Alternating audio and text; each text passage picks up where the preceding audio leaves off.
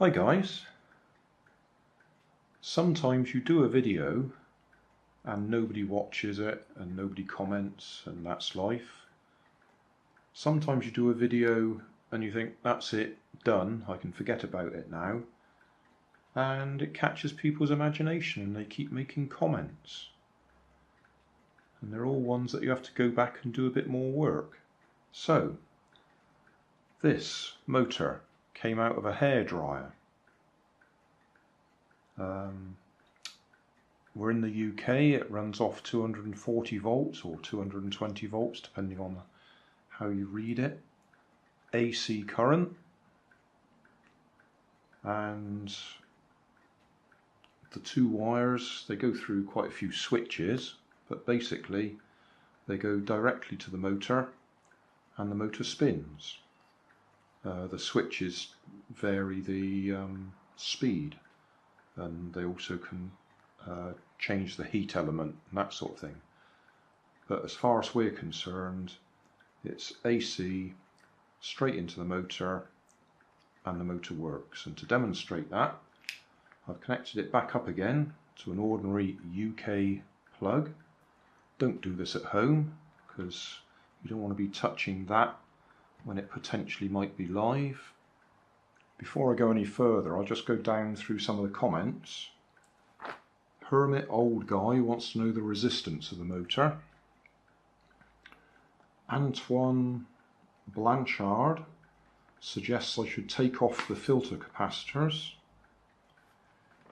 Adil Shah thinks I need more current. Mike Flight suggests a separate battery for the coils. And RC Lover San thinks it's probably faulty. He can't have watched all the way through the previous video because I did demonstrate it working. Anyway, we'll try and tick those off as we go through. Easiest way I can do this is take the fan blade off. So it just sits there. Put a bit of tape on it, I suppose, just so we can see it spinning. So I've wired it up to the plug. I don't like this at all. I don't like using mains power. Potentially, if that is faulty, it could be live, touching it. So I've got the power switched off, plug it in, keep myself away from it, power on.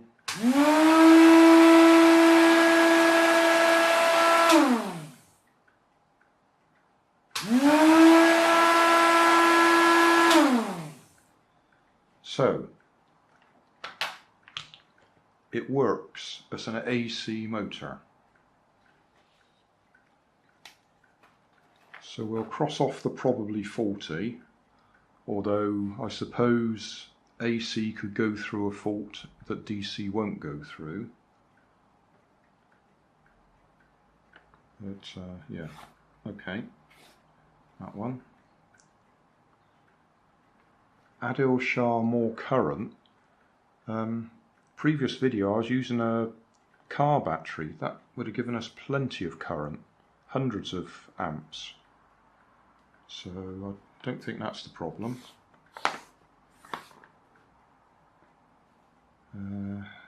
Separate battery for the coils. I've got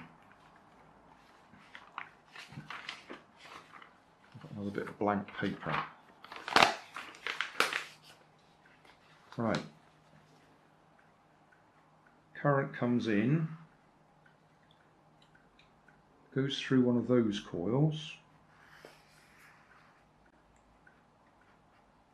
goes across and through the other coil, and it comes down here into the commutator, and then goes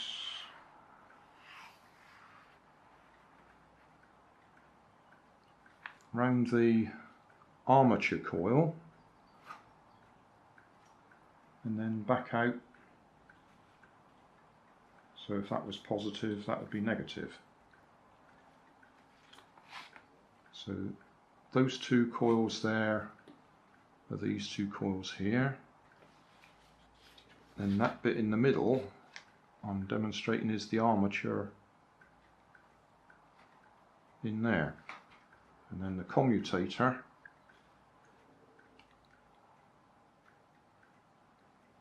that bit in there is this bit here. And the way it's arranged is the current flows round the outer coils, creating a magnetic field. I'm not going to... okay. And then the same current is then fed through the armature windings. And because of the sequence there, that means the armature winding has got the current flowing in the opposite direction, just simply because it's going through it in the other way. So that would actually be, how do we if that's going that way, then the armature winding, because it's going through it the opposite way round, will have its magnetic field going the opposite way, so it's repelled. So it starts to turn itself round. As soon as it turns itself, however many segments there are in that armature coil, 1, 2, 3, 4, I'm guessing it's an 8 segment coil. 1, 2, 3, 4, I think it's an 8 segment coil, so there's 8 individual little coils in there, all wrapped in a particular way,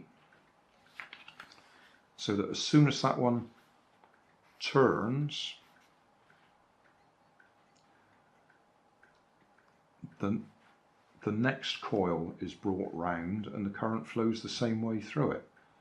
Next coil on the inner armature, so it's continuously putting a new coil in the middle there and being repelled. That's the way it works. The current flows through, round, and it keeps turning. With an AC flowing through it, it still works, because as soon as the AC changes direction, it's changing direction in this coil, and in this coil at the same time. So it'll keep flowing or keep spinning in the same direction even though the current is reversed. I did put a link to a video in my original video description that does this very nicely animated to show you that with a universal motor, because of the way it's wired up, it will turn regardless of which way the current flows through it. Now, whether you can actually separate out the coils, I'll have a look at that maybe in a minute. But what I thought I would do, for the sake of Antoine Blanchard, is see if I can desolder those capacitors. Unless they're actually faulty, taking them off shouldn't make any difference. Oh, we could do the easy one, resistance.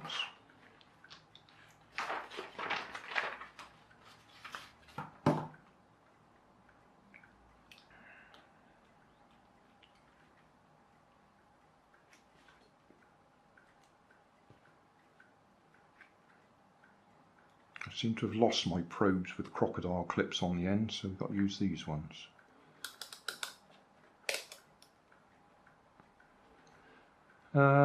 So that's telling us 217 ohms.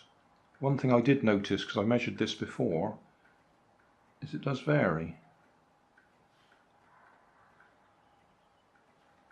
So 240 ohms.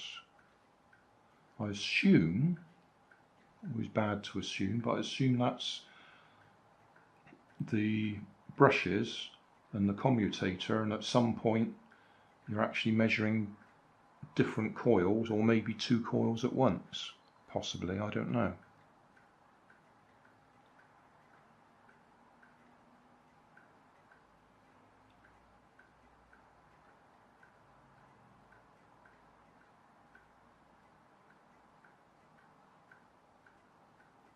And the other thing we can demonstrate, if we go around to microamps,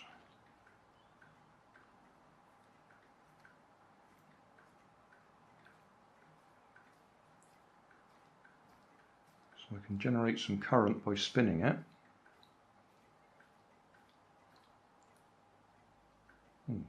There's a thought.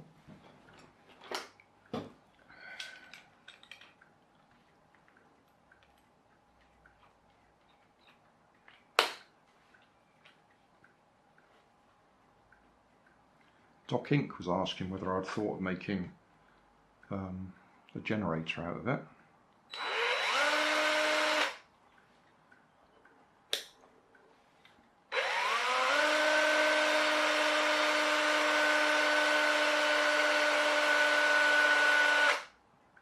So what's that, 2 milliamps? Just about. And volts.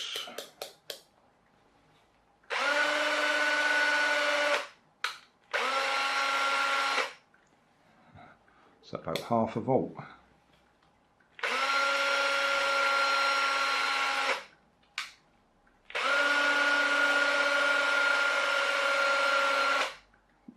Battery's running down in the drill, but yeah, nothing terribly exciting there, half a volt.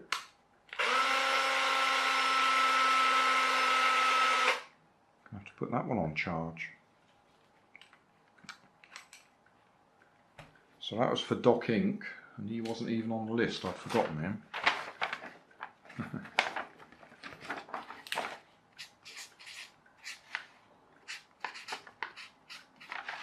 Doc Inc.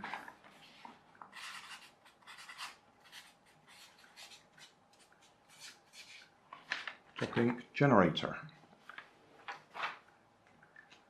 So yeah, it looks like it would work as a generator, but we're not getting many volts out of it. Or at least not at the slow speed that my drill's turning. So what have we done? We've done volts. I was just going to take the capacitors off, wasn't I? I've just remembered something else that Mike Flight had asked, and that was if you held a screwdriver close to it, would that be attracted to the magnetism? Now, unfortunately, this screwdriver is magnetic anyway, so it's attracted to,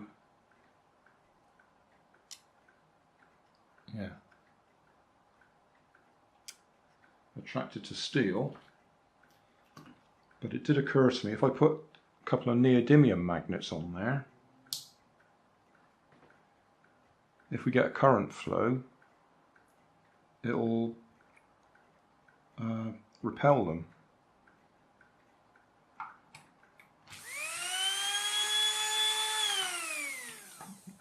I said current flow, didn't I? If we get a magnetic field, it should repel them. So if I turn them the other way up,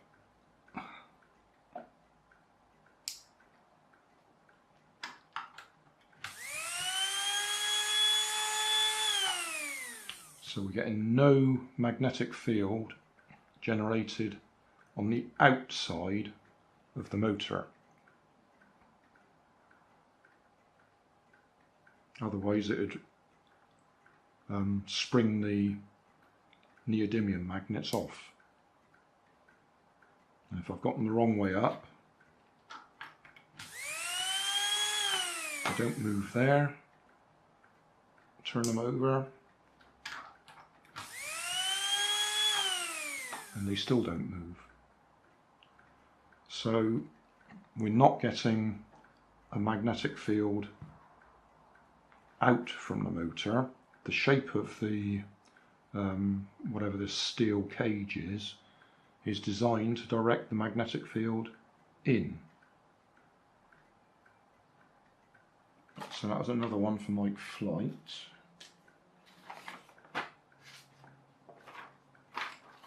I've already covered off the direction of flow, so that's another one for my flight. What's left? Oh yes, I was going to take off those capacitors on mine. Right, I've desoldered them, so they're hanging in the breeze now.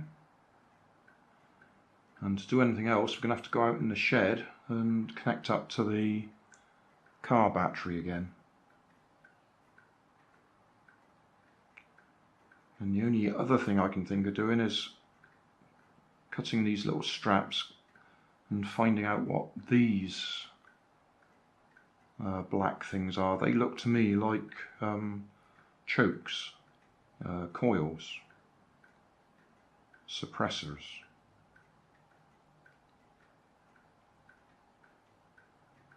I think they're directly in line with the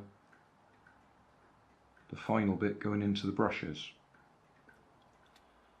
Right, we're out in my shed again. I've dug out the universal motor that was in the grass strimmer that I demonstrated many years ago actually worked on my car battery. That car battery is actually rated at 540 amps, although it's out here because it's not brand new, but it is running this one. I have had to spend a bit of time oiling that because that's been out here for quite a while, and it didn't want to go initially. It'd kick, but it wouldn't actually spin. But I've managed to get it going now. Very slow, but it is going. So, disconnect from there.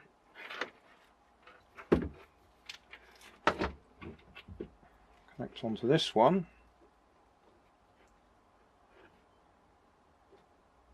Nothing.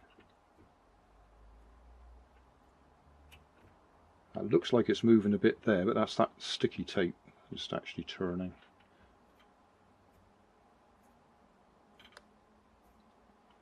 But we've got nothing at all with this one.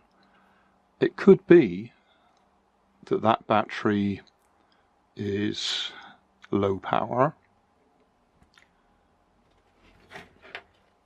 because it is just out here for years on end.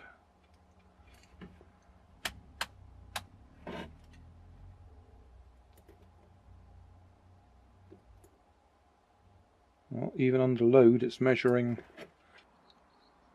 12.6 volts.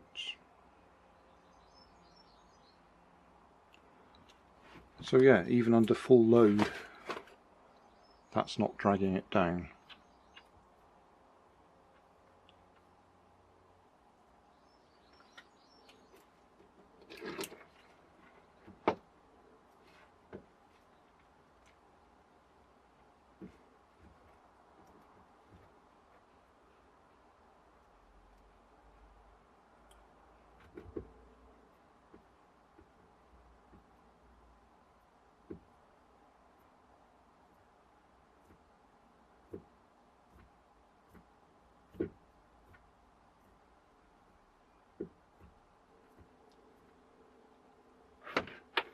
It could be as simple as, was it Adil Shah said?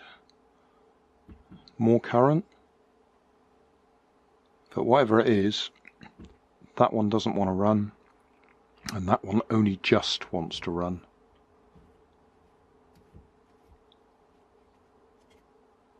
I think we've spent enough time on this.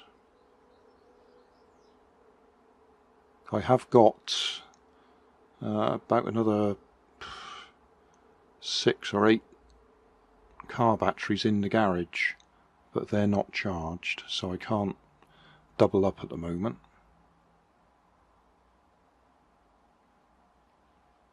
Yep, I think I've gone as far as I can for now. Well, I thought I'd done enough, but there is just one other thing that I haven't done.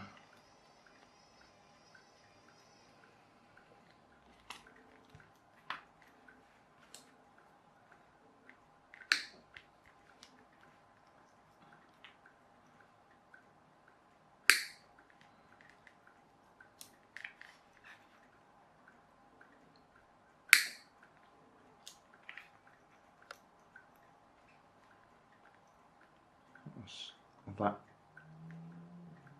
fella just there.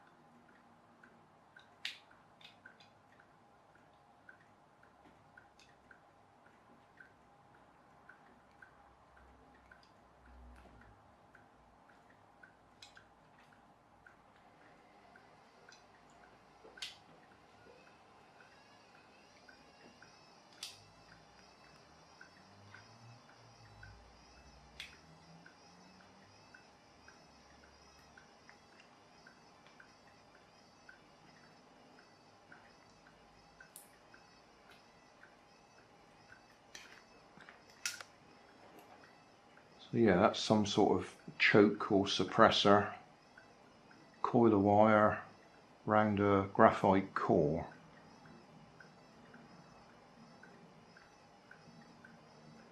Inductor, choke, suppressor, coil.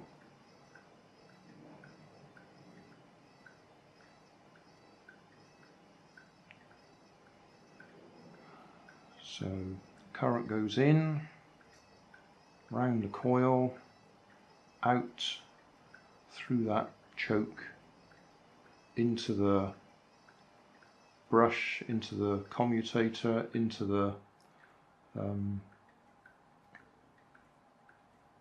whatever that bit's called, I've forgotten.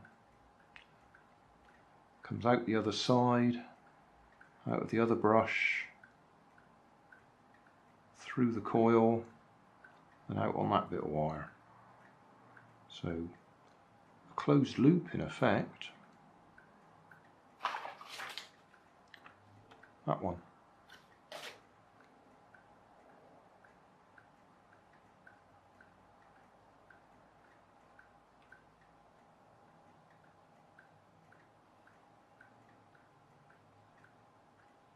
Hey, thanks for watching. There's plenty of videos on my main channel with more added daily, so don't forget to subscribe and enable the notifications to keep you up to date with my new releases. You can help keep my channel running by donating $1 on Patreon to buy me coffee. You can always find more information in the video description. Thanks again for watching.